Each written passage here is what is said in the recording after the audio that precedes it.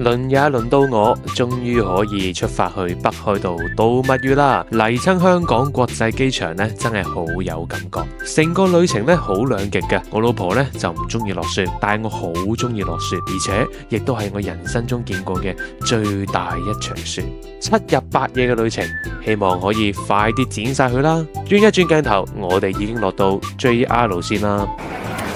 我哋而家要搭 JR 線去邊度啊？去十波羅咯，札幌咯。去大菠蘿。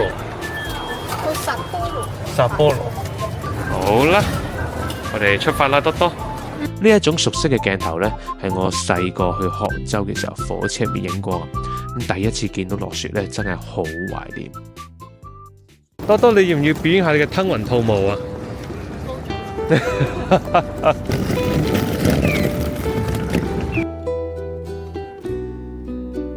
落雪啦！落雪啊！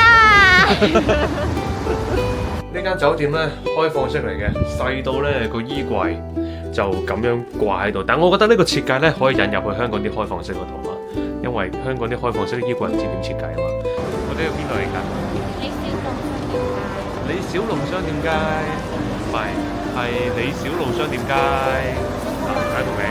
李小龍見唔見到啊？去食飯之前行一行聖誕燈飾先，有一段時間停咗落雪，反而仲凍咗。呢度除咗好多地道嘅燈飾之外呢，仲有歐洲小街。不過我哋上年呢就去過歐洲啊，所以呢就唔係有好大感覺，純粹食個氣氛啦。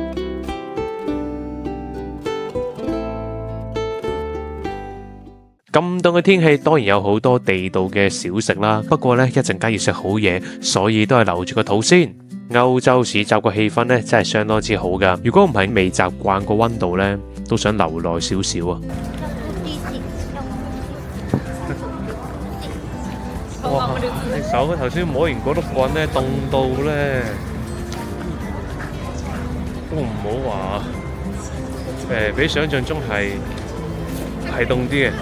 佢溶咗一次雪啊，因為我而家講嘢咧，已經 feel 到塊面僵咗，把口已經好難合得埋，完全僵得好緊要。咁但係呢度啲人咧，依然繼續喺度影相嘅。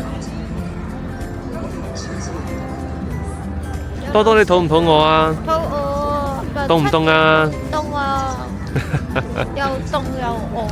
咁咪翻去酒店嗰度俾你加嘢咯，好冇？換裝備。着多件衫。前面嗰度仲睇唔睇啊？頭先咪喺嗰度過嚟嘅咯。大雪紛飛，我哋相約嚟到呢一間燒肉店啊！咁多多介紹嘅，因為佢話呢一間嘢咧要 book 嘅，如果唔係咧冇位啊。咁我見到入邊咧見唔見到啊？的而且確係爆晒棚。咁佢有自己燒啦，有人哋幫佢燒嘅。咁我哋 book 7點半，等埋 Frankie 啦 ，Frankie 病咗，咁但係始終北海道見到面咧，佢都趕過嚟，好大雪啊呢度，咁入面就係咁樣噶啦。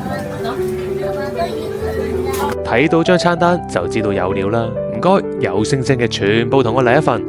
每一間餐廳，即使再細間都好，佢哋都會有地方擺低客人嘅衣物，安全又方便啊！而你見到呢位姐姐燒緊嘅就係備長炭啦，燒得比較慢啲，日式燒烤經常用噶。神秘嘉賓 Frankie， 佢話你有冇食過午餐？冇喎。哦，我哋就咁嗌咗1至4咯。但係後邊嗰啲咧，自然都嗌。wasabi 扣食加多啲。OK， 嚟啦。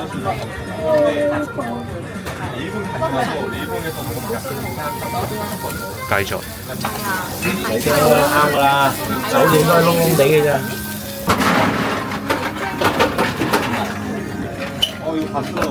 我覺得唔係好 wasabi 咯。冇 wasabi 嘅。係啊，唔算好 wasabi。哇！啲和牛真係包油，包油，好識嘅。非常之好食。日文點講咧？我要試，我要試，大聲啲。我要試。喂，是咪先？我想開門走啊！アルコールセットフード。何ですかこれ？アルコールセットフード。即嚟唔知咩色。阿魯高都 set 到，即係你嗌呢個酒咧，佢送埋呢個。哦，豬骨湯啊！牛腩嗰啲嘢嚟嘅。係超啊！就咁答啦。啱啱燒完，滴滴答答咁滴落嚟啊！哇！太柔軟啦，一咬已經即刻溶咗咁樣。香港平時嗰啲和牛咧，真係有一種入口即溶嘅感覺，未試過。Frankie 介紹有呢個胡椒鹽，啱啱發現到啊，原來俾隔離台攞咗。而家我抌少少落去，喂，多得滯，唔緊要，我揈一揈先啊，揈走佢，揈走佢。真係食得。落多咗少少啫，實質就唔係好多㗎。哇！呢隻鹽咧唔係好鹹，唔好鹹，真係唔好鹹。少少鹹得嚟咧，有胡椒味，真係冇得頂。椒鹽梗係有胡椒味嘅。都唔係㗎，呢杯檸檬梳打咪冇檸檬味咯。係飲啊！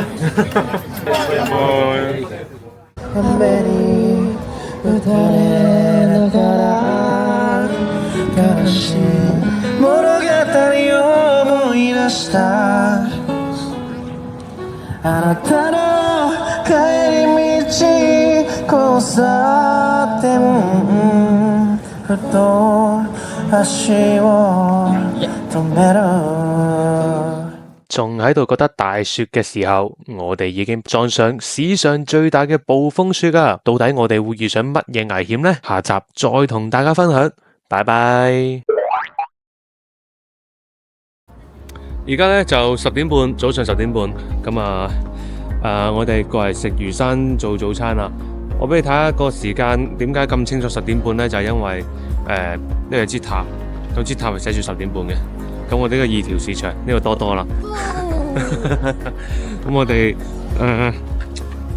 入去睇下有咩食啦。好似有一間海鮮咧就排長龍嘅，咁啊，但係其實依家路邊已經好多咧喺外邊食嘅長腳蟹啦，燒烤啊、燒嘢食啊、海鮮市場啊、生蠔啊，喺熱辣辣，全部都熱食啊！燒魚海鮮多，哇！喺正呢塊嘢，睇下先。哇！啲海膽，呢一間呢，就擺啲堅嘢出嚟啦。而家見到擺晒出嚟嘅，你可以就咁買翻去食。咁但係我哋嘅行程呢，其實好少時間喺酒店入邊，咁有時候都驚會變味噶嘛。亦都同樣地，你食太多呢一類型嘅海鮮呢，咁個肚就冇得食和牛啊、燒肉噶啦。所以我哋都係得個睇字就算啦。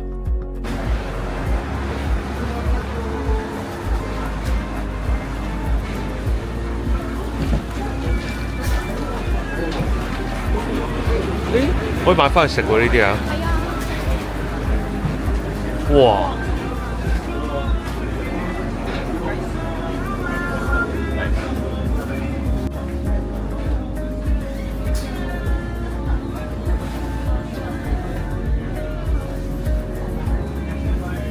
美味しいのから入りましたよ、ボタンエビ。全部こちらです。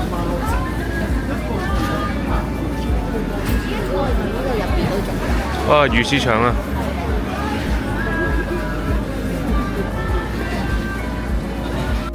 我哋最後呢都係決定食網紅店啊，因為排太耐啦。咁呢一間鋪頭呢，雖然就唔係網紅店，但係呢圖片一模一樣嘅喎。咁價錢全部都半價，睇落又真係幾抵食喎。我呢個呢係有帶子、三文魚子同埋三文魚肉、吞拿魚肉，早餐嚟㗎，早餐食啲咁豐盛嘅嘢。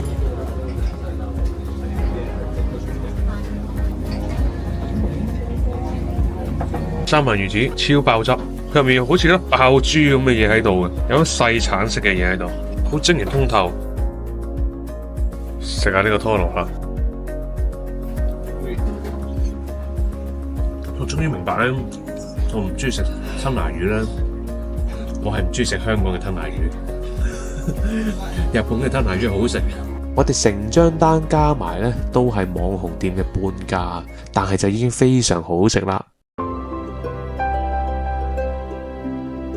多多就睇天文台話呢幾日都唔會落雪，個天呃咗佢啊！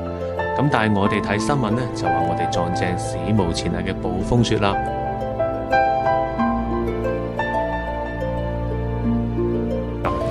我哋要去呢度。呢個神宮，北海道神宮就由呢度開始啦。去到北海道神宮之後呢，真係好似去咗另一個世界咁啊！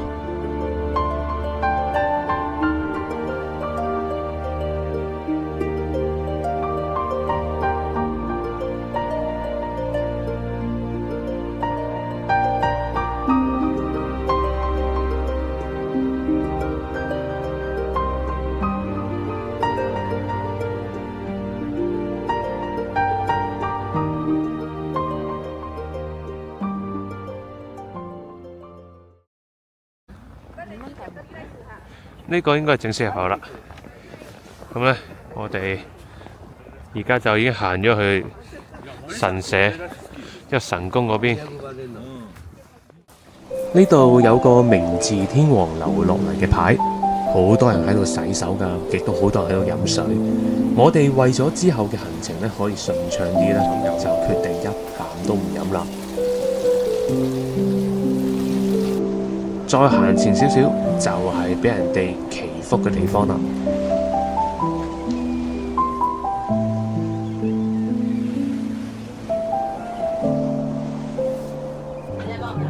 魚手，有時玩啦，呢啲。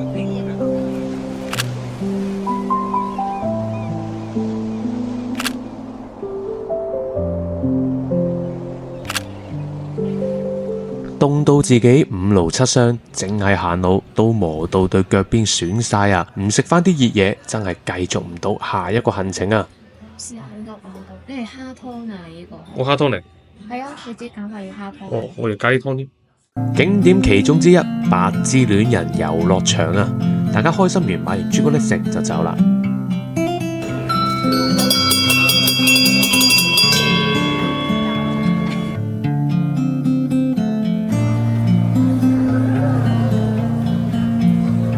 行咗咁多個地方，又係時候醫肚啦。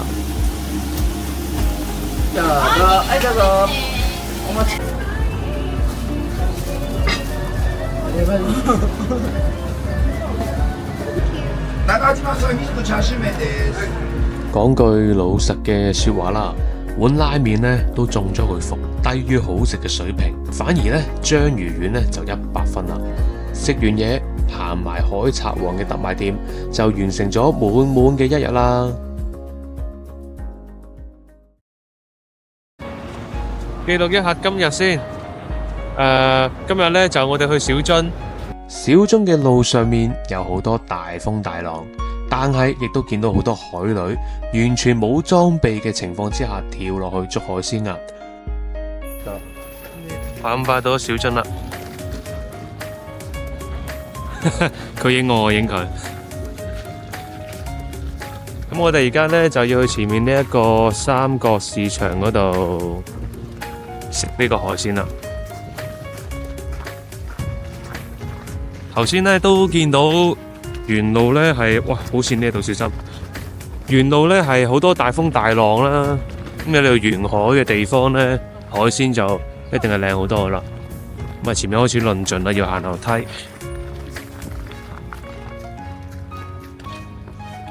睇下分零鐘可唔可以完成呢個 shot 先？呢個電話亭維修樽，哇！佢左上右落㗎，佢右邊冇人行喎。左邊咯。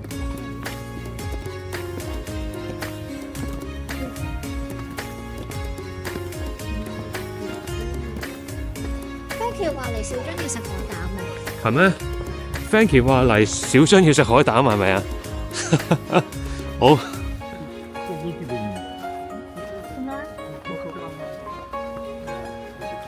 我睇下邊間冇咁多人啊。嗯。呢間應該唔多人。好啦，而家入三角市場啦，哇，好多嘢買呢一度，乾貨，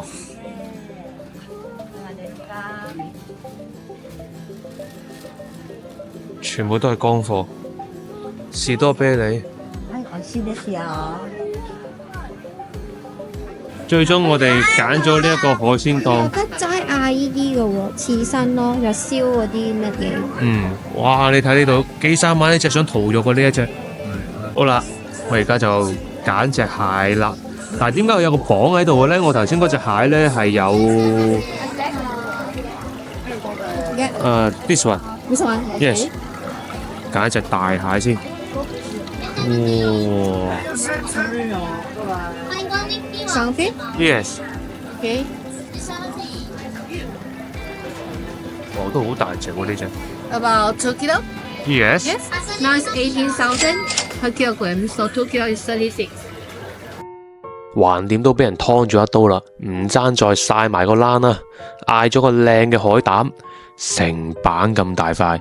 不過計翻價錢呢，香港個價錢呢度食到個地道嘅海膽差唔多啦。再整多個魚生飯，呢一隻帝王蟹呢，就一半烤一半清蒸，結果竟然係根據多多嘅線報話俾我哋知呢。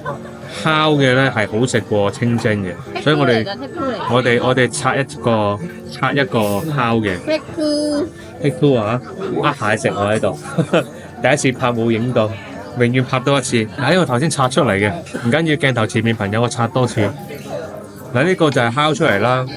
咁烤出嚟嘅咧就唔點醬先，第一次唔點醬先啊！就咁食。烤出嚟咧，嗰個鮮味好強啊，係非常之強勁。唔知點解清蒸係真係爭啲，但明明同一隻蟹嚟嘅喎。本身覺得咧清蒸應該係鮮甜啲嘅，結果唔係，咁就點呢個醋醬咧係好食好多。但烤出嚟本身佢嘅鮮甜味已經好強，所以其實佢唔使點醬都好食。拉㗎。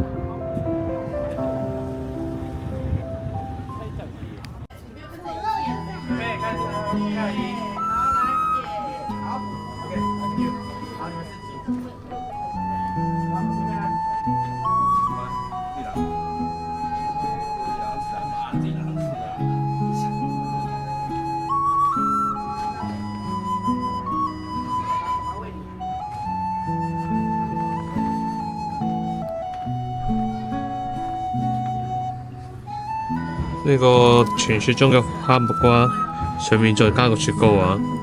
多多你唔食得凍嘢嘅喎，你知唔知啊？你食得咩？我食哈密瓜咯。你唔食得凍嘢嘅喎。我食哈密瓜咯。你身體唔舒服唔食得凍嘢喎。我食哈密瓜。北海道地道嘅哈密瓜。哇！其實你分辨唔到咧，如果兩嚿一齊食咧，你好難分辨到食緊嚿哈密瓜定係嚿雪糕，因為兩個一樣味。但係咧，當然啦，個口感你會食得出嚟嘅。呢條片亦都記錄住咧，阿羅羅斯咧。我食哈密瓜，我食哈密瓜。係唔食得凍嘢，但係佢已經好好食。佢已經囂張到咧，唔記得咗自己唔舒服呢件事。喺運河嘅對面有步行街，有好多精品店。大笑館入面呢，有好多嘅玻璃精品喺度㗎。第一間嘅時候呢，都覺得好震撼、好誇張嘅。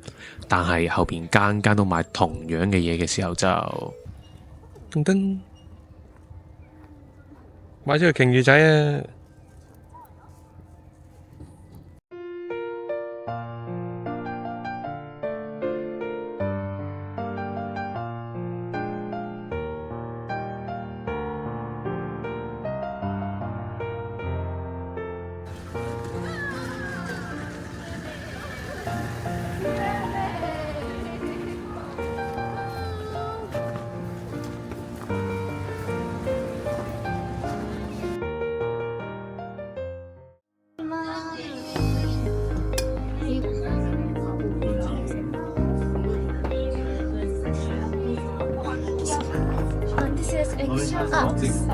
啲蛋殼擺落，我自己打嘅。係啊，好。打完呢個白蛋同埋蛋殼擺。哦。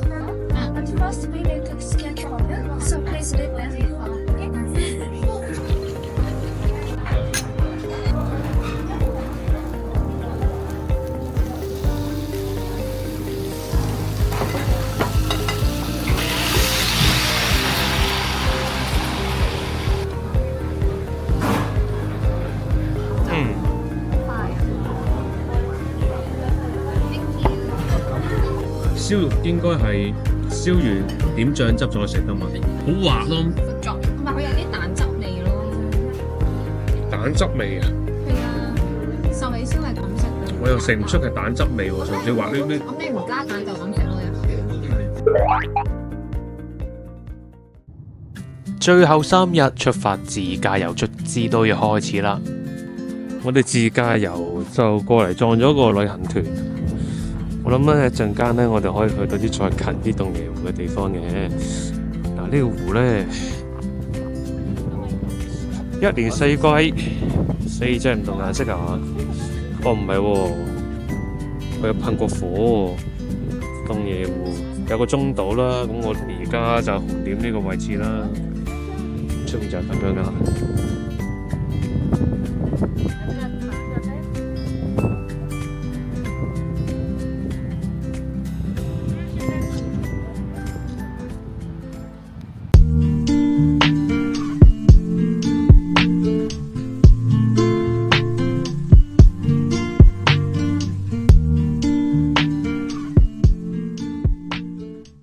間酒店真係非常之靚，亦都好大，好多地方呢影咗都冇擺出嚟，榻榻米啊、雙人床啊嗰啲位置，兩個人都真係嘥咗。咁但係呢一個日式嘅浴室同埋私人嘅溫泉風呂呢，真係非常之正。因為多多呢有紋身啊，佢唔可以去公眾嘅溫泉嗰度浸，所以就 book 咗呢一個私人嘅風呂房間啦。望住呢一個內園景觀呢，真係非常之靚。咁不得不說就係呢一個溫泉浸完之後呢，都非常之把炮。我哋喺戶外着住個和服呢，薄切切，一啲都唔覺得凍。呢一個就係我哋房間入面嘅私人備餐區啦。咁我哋去玩嘅時候呢，佢哋就幫我哋準備晚飯啦。附近有呢一個九金棒嘅公園，同埋好多特色嘅地方，留低咗唔同嘅妖怪同埋小鬼浸溫泉嘅故事啊！咁呢度嘅山呢，亦都唔算高，冇歐洲嘅感覺。咁但係睇到溫泉嘅煙霧彌漫，雪山又有呢一個綠樹林蔭，又係另一種感覺。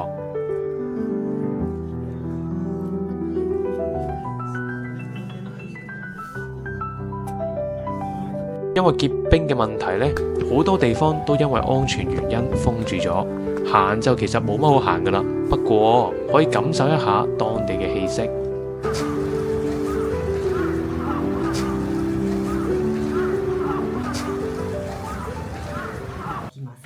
その後焼き魚はフグ知ってるかな？魚フィッシュのフグ自分でやってセルフでね。返到去晚餐已經準備好晒啦，不過其實住多一晚都係食同樣嘅菜式嘅咋，所以住一晚就啱啱好啦。呢度啲溫泉水呢，真係非常之正宗啊！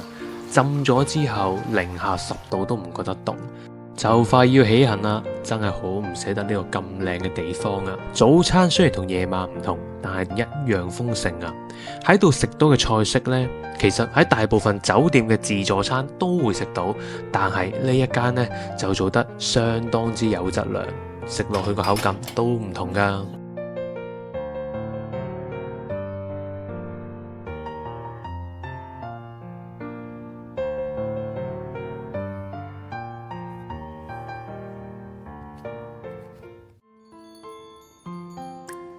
我哋要起程去下一站啦，而家嘅天氣呢尚算穩定，唔知有啲乜嘢等住我哋呢？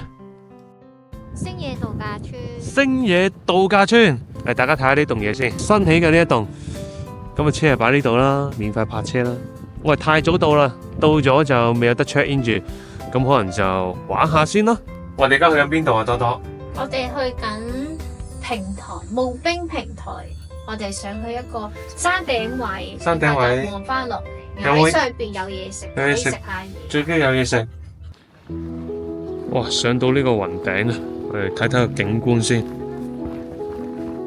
喺山上面望翻下面嘅畫面，又確係唔同。呢一個纜車方便到我呢啲懶人啊！平時揸車就望得雪山多啦，今次喺啲冰雪隔離行，個感覺完全唔同。你睇下冰樹幾誇張，又好靚呢一紮呢，結晒做冰嘅樹啊！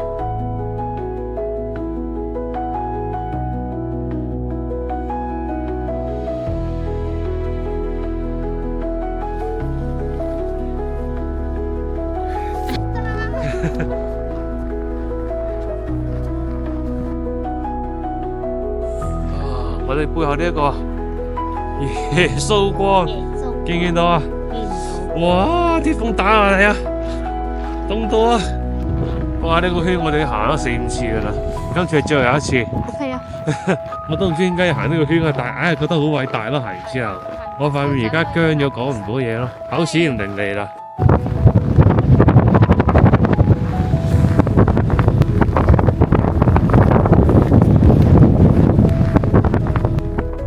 塊面吹到仲僵過姜濤啊！食翻啲熱嘢打翻個底先。check in 翻個酒店，咁啱我哋住嘅呢兩間酒店呢，一個有露天風呂，一個有室內嘅 Jacuzzi， 望住座雪山浸浴啊，非常之正啊！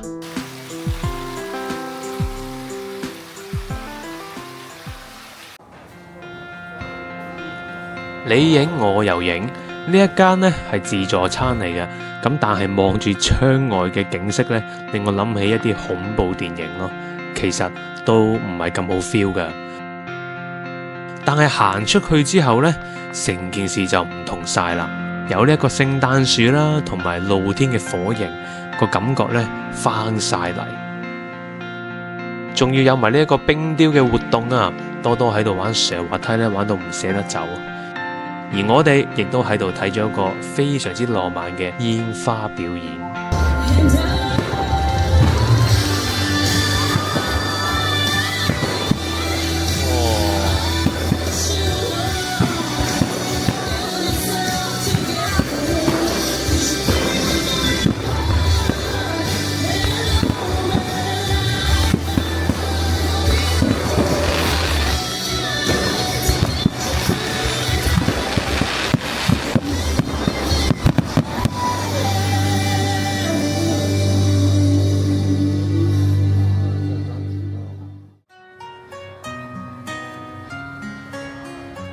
好唔捨得都要離開啊，所以都要浸多呢一次。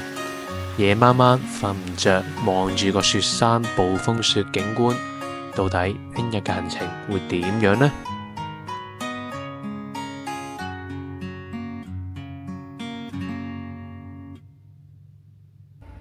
陰公，每朝早就係要咁樣掃下佢啦。如果唔係呢，成架車基本上會着住個低溫掣啊！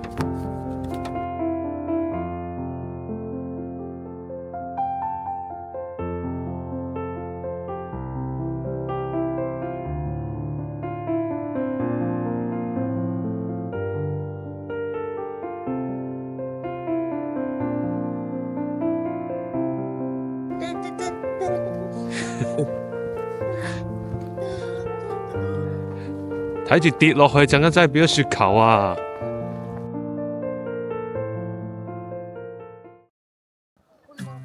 呢個湖嚟㗎，不過叫冰啫嘛。但係大家見到好多人喺度影相，就知道我哋已經中咗呢個豬仔團嘅福。但係唔緊要嘅，我哋成功挑戰呢個惡劣嘅天氣。頭先我哋經歷咗好強勁嘅暴風雪，咁呢惡劣天氣啦，同埋能見度極低，叫做去北歐之前，我哋可以練一次比較長途嘅自駕遊。講緊最長嗰程就185 km，都非常之誇張㗎啦，其實。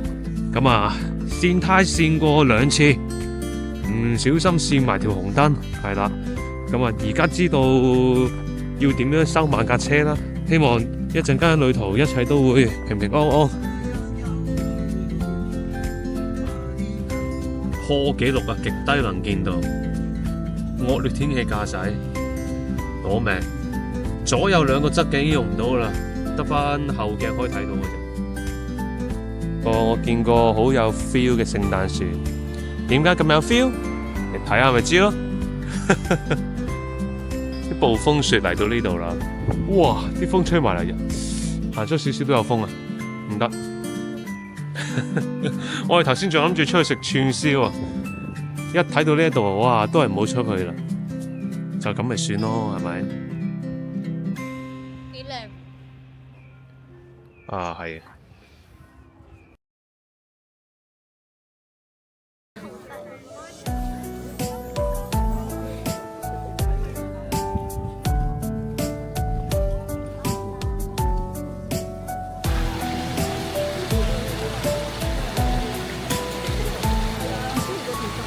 哇，超大隻喎！